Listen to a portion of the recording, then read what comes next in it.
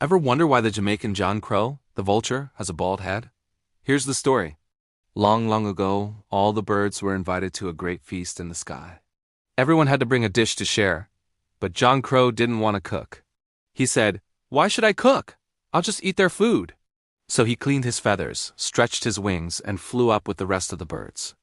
At the feast, the birds danced, sang, and placed their delicious food on the table.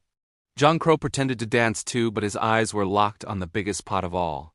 When he thought no one was looking, he crept over, quietly lifted the heavy lid, and stuck his head deep inside to steal a taste. But the pot was boiling hot. He jerked his head back, screaming, as all the feathers on his head were burned right off. The other birds spun around. "John-Crow, you never brought any food, and now you're trying to steal ours?" He was thrown out of the feast immediately. From that day on, his head never grew feathers again.